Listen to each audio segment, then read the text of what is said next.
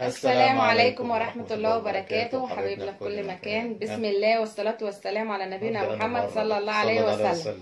أنا مش ببدأ والله، أنا بقول صلى الله عليه وسلم. نبدأ بالصلاة على النبي اللهم صل وسلم وبارك على سيدنا محمد وعلى آله وصحبه وسلم. النهارده معاكم في فيديو جديد، ربي يعجبكم. النهارده طبعا إيه؟ حاجة بقالنا كتير ما عملناش. أجنحة والبطاطس، صينية الأجنحة والبطاطس جميلة. بس أنا مرضتش أحط بقى الصينية كلها عشان ايه، انا كده لازم ايه خدت منها للولاد، طبعا غرفت لهم منها فكانت هتبقى باينه ان هي ناقصه، فغرفت في الاطباق عادي. الاكل زي الفل يا جدعان، برضه من ضمن مشتقات الاكل اللي انا بحبها برضه الاجنحه. بيحب مشتقات البترول، بيحب الازاز. بسم الله الرحمن الرحيم. اتفضلوا معانا يا جدعان وهنبدا نقول بسم الله الرحمن الرحيم. طبعا التحدي على الصينيه كلها، الصينيه الرز بالاجنحه اللي عليها. مش شرط البطاطس، اهم حاجه صينيه الرز. عشان ايه انا بحب اكل يا جماعه البطاطس بالعيش، وانا بصراحه مش عندي عيش جاهز، يعني عيش في الفريزر. اهم حاجه صينيه الرز، فمش ما طلعتوش بقى، مش مشكله، فناكل ايه الرز. بسم الله الرحمن الرحيم وبه نستعين. انا كل مره بنسى حاجه. ايه؟ بنسى طبعا هنحط فيه العظم، مش مشكله. على راي فاطمه، نحط على منديل. على راي فاطمه نحط على منديل. نحط على منديل. بسم الله الرحمن الرحيم. ايش قال لك الصرف؟ نحط على مناديل كده، على حتى عشان ايه الطبق ما يبقاش عادي. كل مره بنساها. ولا يهمك، انا انسي بس وما ترجع. بسم الله الرحمن الرحيم. بسم الله الرحمن الرحيم. لما ندوق البطاطس كده، بطاطس جميله يا جدعان. حلو. بسم الله. فلفل الوان جميل. انا بحب الفلفل الالوان. بسم الله.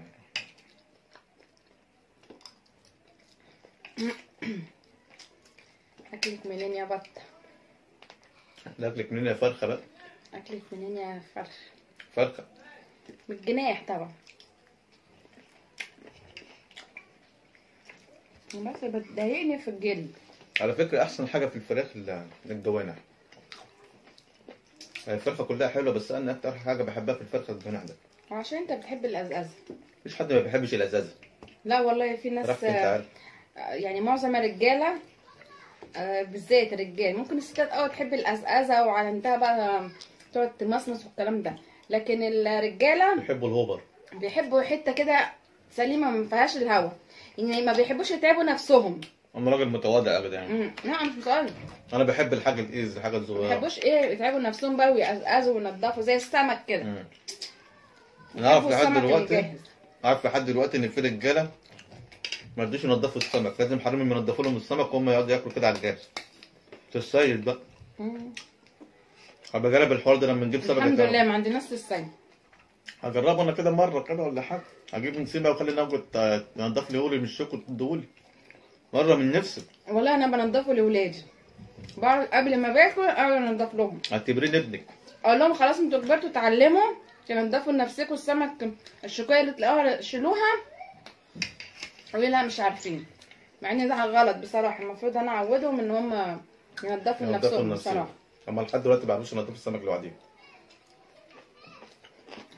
وموقف تاني حصل برضه، ان واحد كان بينضف لابنه، كان ابنه الوحيد، بينضف لابنه السمك على طول ويدوله ياكل.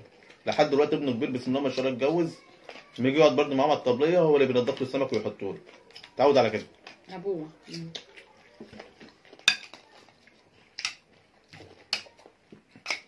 يعني ابوه اللي كان بينضف لي مش امه.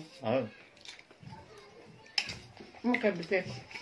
بنضف لي انت بقى السمك كده في مره كده لما نجيب ان شاء الله، لما نجرب لما عيالك يتعلموا لوحدهم ينضفوا ابقى انا انضف لك انت. طب انا قلت لك اعتبري لي ابنك بقى. ما هنضف لك وهنضف لهم، وفي الاخر انا اكل الشوك. لا اله الا الله. ليه طيب؟ ما انت تنضفي لي واكل، وبعد كده بعد ما اكل راح منضفتك وانت تاكلي. ماشي ماشي ماشي ان شاء الله. نشوف الموضوع بس لو رايح الشغل هيبقى غصب عني. نشوف الموضوع ده ان شاء الله، الخطه الخمسيه الجايه. ماشي.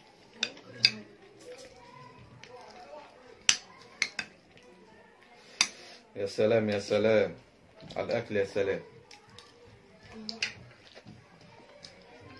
على فكره يا جماعه باركولي، انا اشتركت في صاله جيم. صاله جيم بقالي فتره ما بروحش. اشتركت في ايه؟ صالة الجيم الجيم ايه؟ ولا صالة الجيم ايه؟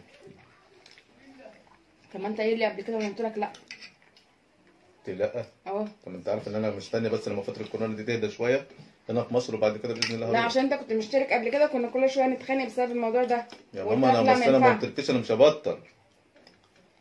بص يا محمود، انت كنت بتقعد لي هناك بالثلاث ساعات. لا اله الا الله. ماشي، وانا ببقى محتاجاك في البيت، ببقى محتاجاك ان انت تقعد مع العيال شويه عقبال ما انا اعمل حاجه.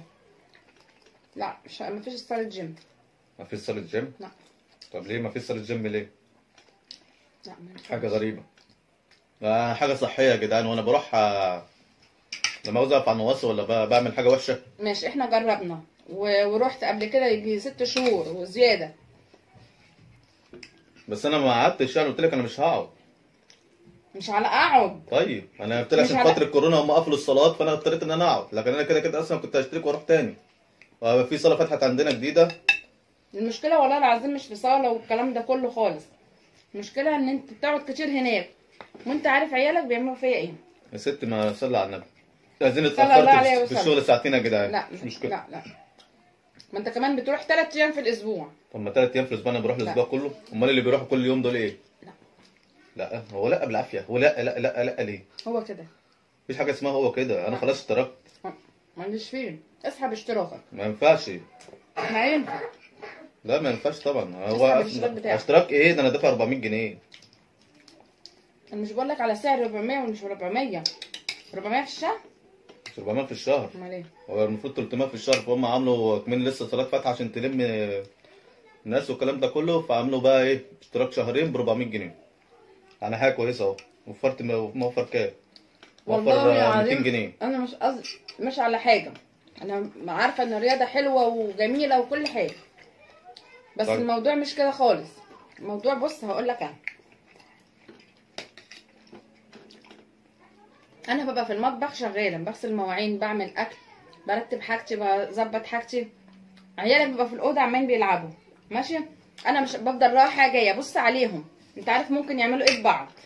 انت عارف لو بيلعبوا لعب عادي ماشي، انت عارف هم عيالك طب بيعملوا افرضي ايه مثلا انا ببعض. اتاخرت في الشغل ساعتين ولا حاجه من هذا، انت لو مضطر تتاخر في الشغل ساعتين مره ولا حاجه، لكن مش على طول. طيب ماشي، اعتبريني بتاخر كل يوم ساعتين والله ما عادي. اقدر استحمل انا كده. ما اقدرش ما اروحش، ما ينفعش.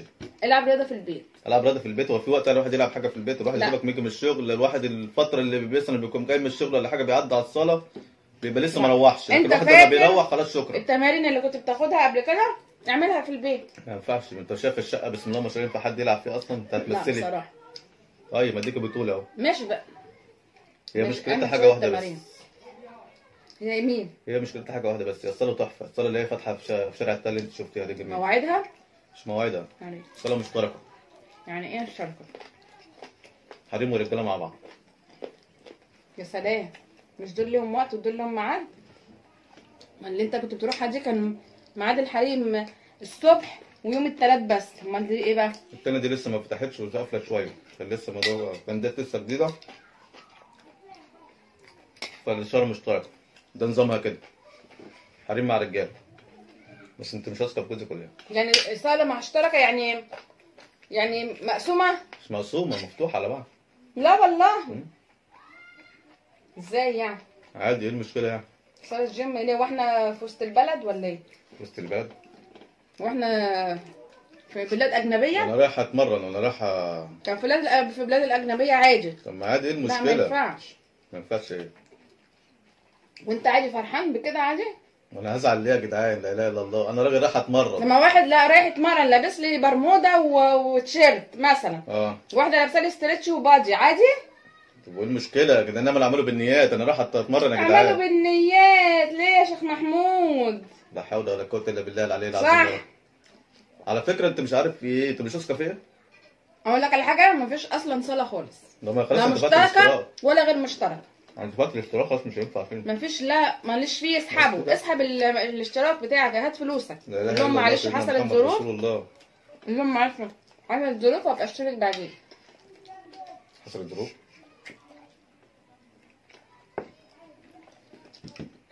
المشكله ان انا معرفها ومتفق معاها ومظبطه، قلت لها ان شاء الله باذن الله هروح صالح. يعني انت كنت بتريحيني قبل كده؟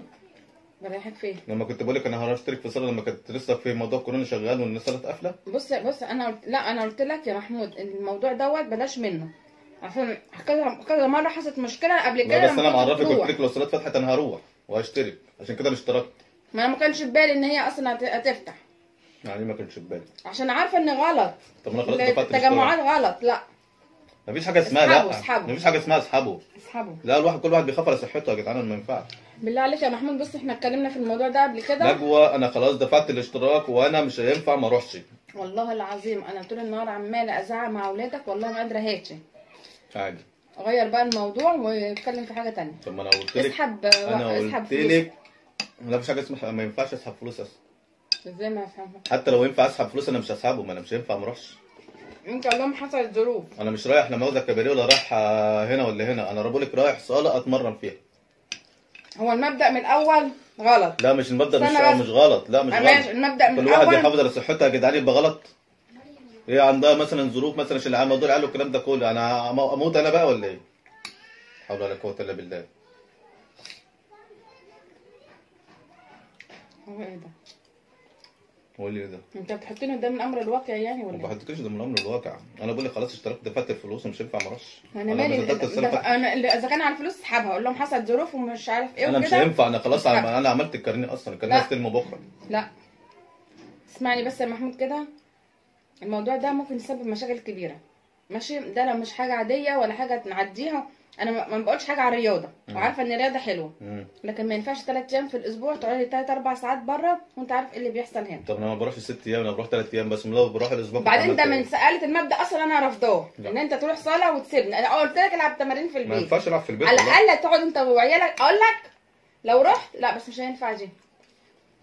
خلاص روح نادي وخد عيالك معاك، النادي اللي طلائع البعيد. اعمل ايه في النادي البعيد ده؟ ما اروح نجري في النادي، اروح نجري في النادي. اعمل فيه رياضه. ما اعرفش النادي بتاعكم ده فيه صاله جيم ولا ما فيهوش، بس تسال. خد عيالك معاك. انا خلاص اشتركت وهروح، خلاص الموضوع منهي. هعمل ايه؟ خلاص. هو عند؟ مش عند، خلاص انا مش هينفع ما اروحش. لا مش هينفع. انا قلت لك قبل كده ان اول ما الصالات تفتح انا هروح اشترك وهروح الصالات. ما صدقت دي لسه فاتحه جديده وصاله ممتازه، وهروح رحت اشتركت فيها وعامله كمان عرض شهرين. بص بقى صلي على النبي بقى، انت فرحان ان هي صاله مشتركه وانا مش عايزه اتكلم. لا انت عارف ان انا بتاع الكلام ده؟ انت عارف ان انا بتاع الكلام ده؟ هو في راجل مش بتاع الكلام ده؟ لا اله الا الله. اما صاله مشتركه بقى كده في ثقه كده انت تكون واثقه في جوزك لا ما هو كده، في ثقه. لو دخل في وسط 500,000 واحد يطلع سليم. هو في ثقه، في ثقه. بس المثل بيقول لك ايه؟ بقول لك ايه؟ ما تحطش داري على البنزين جوزك جنب النار. وحافظ، داري على جوزك وحافظ عليه. ما تحطش البنزين جنب النار. كل وخلينا نخلص الفيديو ده وهيتعمل اصلا. انا مش عارفه انت ما بحلكش الكلام في حاجه زي كده الا واحنا بناكل، ما احنا عايزين طول النهار. حول ولا قوه الا بالله. انا بفرح الناس ان انا اشتركت في صاله، انا مش عارف انت قلبتها دراما ليه كده. لا انت مش بتفرح الناس، انت بتنكد عليا. بنكد عليكي؟ انكد عليكي ليه؟ بنكد عليكي عشان بقول لك انا رايح الصاله ورايح اتمرن، ولا بقول شفنا يا محمود وانا قلت لك يا جدعان انا رايح كباريه ولا رايح اقف على النواصي؟ انت بتحب المجادله، بتحب الكلام الكتير. احنا اتكلمنا في الموضوع ده مليون مره ماشي، وانا قلت لك ما ينفعش يا محمود. طب هقول لك على حاجه، لما عيالك كانوا عايزين بيلعبوا هنا ماشي، وانا كنت في المطبخ اقسم بالله كنت كل شويه ادخل لهم اسلكهم من بعض، بعد كده اروح المطبخ تاني وادخل لهم اسلكهم من بعض. يا بنت اسكتي، يا ابني اسكت، مالكش دعوه. ومؤمن عمل ايه؟ مش مسك القلم وراح دبه في دماغ مريم؟ قدر بقى ولا قدر الله كانت حاجه حاده غير القلم. طب صلي على يعني الحمد لله ان سن القلم ما فيش يعني نص سنتي، والحمد لله برضو البنت فضلت قاعد اكتر من اسبوع تشتكي من نفس الحته. هي الساعه استنى بس ولا الساعه ونص اللي انا هقعدها في الصاله. استنى دي اللي هتعمل مشكله. لو هي بقى والعياذ بالله الله اكبر حاجه حاده ولا حاجه ما اخدتش بالي منها، ولا حاجه من طبق اللعب القديم دوت ولا اي حاجه كان دبها في دماغك، كانت بنتي ضاعت مني. يا ست لا ربنا يسترها ان شاء الله مش هيحصل حاجه زي كده. الحمد لله لولا ستر ربنا كان جرى لها حاجه. يا بنت الحلال هو كان قلم جاف مش حاجه ثانيه. الحمد لله ربنا سترها، الحمد لله رب العالمين. بس انا بقول لك انا مش هينفع ما اروحش، انا صعب ان انا ما اروحش. لا هينفع، مش كل الناس بتلعب رياضه، مش كل الناس اللي في الدنيا مش كل الناس بتلعب رياضه، بس انا حابب حاجه زي كده يا جدعان. المشكله دي حاجه غريبه. طب ما انا كان نفسي برضو انزل والعب رياضه وكل حاجه. طب ما هي برضو كان مكلمينها قبل كده عايزه تروح صاله، ما تروح صاله. خلاص اروح صاله مشتركه. لا ما تروحش صاله مشتركه. انا بس اشمعنى؟ ما ينفعش. اشمعنى؟ هو حلو للرجاله ووحش للستات؟ مش ما انا راجل لكن هي ست ما ينفعش. خلاص اشترك واروح انا وانت. طيب انا وانت ايه؟ اروح اشترك في الصاله، اشترك في الصاله واشترك لي ونروح انا وانت. لا في صاله تانية جنبها ان شاء الله باذن الله لما تبدا تفتح ان شاء الله لما طب ومش عايزه ادخل شويه. المشتركه ليه؟ ما ينفعش تدخلي المشتركه. وانت عايز تخش المشتركه ليه؟ عشان انا راجل. ماله الراجل يعني؟ هو اللي ماله الراجل؟ ماله مباح له ايه يعني مش الراجل؟ مباح له، الراجل عادي. راجل عادي يا جدعان.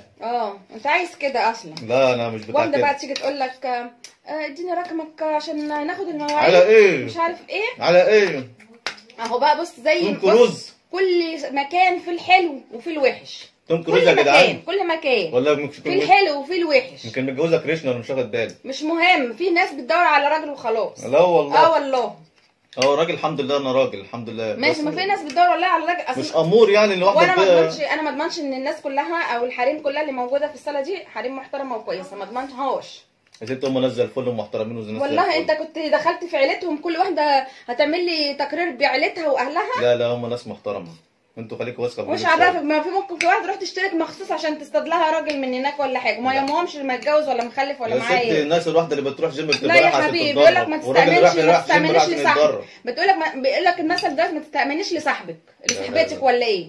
يعني صاحبتك كده اللي هي صاحبتك طول عمرك ما تستأمنلهاش. طب استأمني لجوزك، خليك واثقه فيه شويه. واثقه؟ هي دي فيها واثقه؟ لا اله الا الله. جوزك لو اتحط قدام 500 واحده هيطلع سليم. ممكن تبتدي بمكالمه قال له طب ماشي وكلام عادي، وبعد كده بقى الله اعلم. انا رايح عشان اتمرن، انما انا اعمله بالنيات. انا رايح. طب استنى خلاص هقول لك على حاجه. روح اشترك في الصاله اللي انت كنت بتروحها ديت، اللي الثانيه ديت اللي هي انا بقول لك لسه ما فتحتش من لا يومين في الاسبوع. وبعدين دي صاله ممتازه فيها اجهزه جديده. انا ما ينفعش، انا وصلت لمستوى كويس. وبعد كده قعدت فتره جسمي نزل، انا مش هينفع اقعد اكتر من كده، وقعدت اكتر من كده مش هينفع اروح صاله تاني. لو رحت ابدا من الصفر. جسمي نزل لو انت بتلعب رياضه داخل مسابقات، انت بتلعب لياقه بدنيه عشان ملاكه بدنيه. طب خلاص عادي. بدنيه بس انا عشان مثلا ايه خدت على وزن. العب في البيت. العب بيت ولا انا تعبت من الكلام. العب بيلي في البيت ولا العب كازوز. انا تعبت من الكلام. وانا قلت لك على اللي عندي، انا مش هينفع ما اروحش. خلاص وانا هبعت لك عيالك على هناك. لا اله الا الله. تاخدهم كده وانت ماشي كده، تسحبهم كده معاك في ايدك وانت ماشي. احنا هنتخانق على الاكل عشان حاجه ملهاش، مش عارفه حاجه انت عارفاها قبل كده ان انا هعملها. داخلين تحدي، الله اعلم انت بتعمل كده عشان انت تكسبني ولا ايه، ما اعرفش. ده سديت نفسي والله العظيم. سديت نفسك ليه؟ عشان احنا متكلمين في الموضوع ده قبل كده يا محمود، متكلمين فيه كذا مره قبل كده. خلاص يا جدعان انا مش هروح. انا كنت بعمل فيها مقلب. هو قال لي خلاص يا جدعان انا مش هروح، كنت بعمل فيها مقلب. كنت بعمل فيكي مقلب يا نجم. يا اختي حلوه ده. مش ما اشتركتش في حاجه يا جدعان. مفيش اشتراك. انا دخلت لها من نقطه ضعفها عشان اعمل فيها مقلب ابن لذينه، عشان هي عملت فيها مقلب قبل كده. لا حاجه عادي، انا واثقه في نفسي والحمد لله. بس الرجاله بصراحه ملهاش امان في الزمن اللي احنا فيه ده. لا اله الا الله سيدنا محمد رسول الله. يعني ده مقلب؟ مقلب طبعا يا اختي. ومين قال لك ان انا هروح اصلا الصلاه فيها مشترك؟ لا اصل انت كنت لسه بتكلمني من ما فيش 3 4 ايام على الموضوع ده. انا قلت لك هروح باذن الله، بشوف رد فعلها ايه ورايك ايه. لكن انا مش لسه ما خدتش قرار في الموضوع. ولا هتاخده الا لما تاخد رايي. ما تجيش تقول لي دفعت واشتركت وما اشتركتش بقى ساعتها. انا مشتركه. انا عارفاك. ده انا عارفه جوزي. والله ما عارفاني والله العظيم. شغل النحانين. انا بمشي في الشارع كده معاهم كده. اوعى على الادب الشيخ محمود. ايوه بص كده وبص كده الشيخ محمود. ما ينفعش انا اروح صاله مشتركه هناك. رايح لي صاله مشتركه بقى فيها النحانيح والبنات والاشكال والالوان. على كل لون بقى. البيضه والسمراء والطويله والرفيعه والتخينه مزز. ليه مراتك مش مزه؟ لا مزه طبعا، مراتي زي العسل. عشان كده انا ما رحتش. ما فيش اصلا اشتراك في بتاع ديت مشتركه ابدا ابدا ابدا. هتروح صاله مشتركه فعلا هاجي معاك. طب افرضي مثلا اقترحوا عليا صاله مشتركه ببلاش ما اروحش؟ والله لو ببلاش استحاله هروح معاك. تروحي معايا؟ هروح انا وعيالك. تروحي تتفرجي عليا وانا بتمرن. وماله؟ ليه ما اتمرن انا كمان وانا صغيره؟ والله الاكل برد. والله الاكل برد. ايه رايكم في المقلب ده؟ والله العظيم مقلب 10 عشان انا بص برتب له من الصبح المقلب. انا المشكله ان هو فعلا لسه مكلمني ما فيش من 3 4 ايام على موضوع الصاله، وبتناقشنا كتير وقعد يجادل معايا كتير، وقلت له لا. ده قلت احسن مقلب هيتعمل فيها يا جدعان. عيدهولي تاني. والله الاكل برد يا جماعه. هتلاقي المقلب.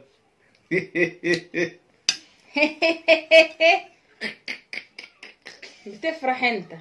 بفرح في ايه بس وبتاع في ايه؟ انا مش عارف. انا عامة انا اللي كسبت. عايزاني لازق جنبها في البيت. انا اللي كسبت يا جماعه وانا اللي هعمل عقاب. عقاب يا ام عقاب. سلميني على عقاب. امال ايه؟ يا نهار ابيض يا كده. احنا داخلين على اساس ان هو تحدي. والله ماليش فيه. والله انا اللي كسبت، هي اللي المفروض تفرح دلوقتي كنت وتزلطط حاطة بقى الأجنحة كلها وتعمل بالله. فرح وتنصب تجي تحت ان انا مش هروح الصاله ده. كان زمان انا بعمل دلوقتي عقاب ونستناكم في العقاب يا جماعه، مع اقوى عقاب. في المشمش. واستنى بقى عليا. المشمش. هو اللي في المشمش. عجبكم المقلب يا جدعان، لايك واشتراك وتفعيل الجرس. انا عملت في نجوى مقلب ملوش حل اهوت. مش هتكلم والله. مقلب زي الفل، أنا مش مقلب هتكلم ممتاز يتعلق على برواز. اختي حلوه، مقلب والله. ممتاز، تعالى على برمين. صح يا جدعان. بصوا بيضحكوا عليك ازاي؟ يعني ينفع؟ انا شايفهم بيضحكوا عليك اهو. يلا يا جدعان لو عجبكم المقلب ما تنسوش لايك وتفعيل الجرس. والله يا جماعه ناكل بقى الاكل بارد كده اقوم اسخن بتزقطط تاني. من جواها اقوم كده، اسخن. بتزقطط من جواها ان انا مش ليه هروح. حلوه عادي. يا صلة سلام، مشتركة. خدته القلعه تاخده من الشعوب. بس انا بيضه ولا لسه فيها شعر والله لسه. يلا ماشي يلا. مع بس السلامة. مردوداله.